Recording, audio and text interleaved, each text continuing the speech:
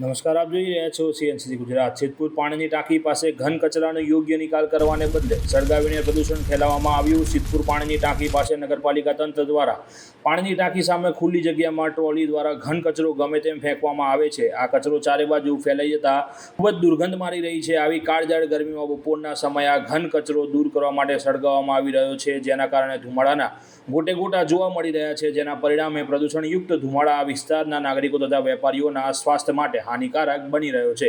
પાલિકા તંત્ર દ્વારા આવા ઘન કચરો બાળવાની જગ્યાએ યોગ્ય રીતે નિકાલ થાય તે માટે જરૂરી પગલાં લેવાય તેવું આ વિસ્તારના લોકો ઈચ્છી રહ્યા છે। રિપોર્ટર ધ્રુવકુમાર દવે, સિદ્ધપુર।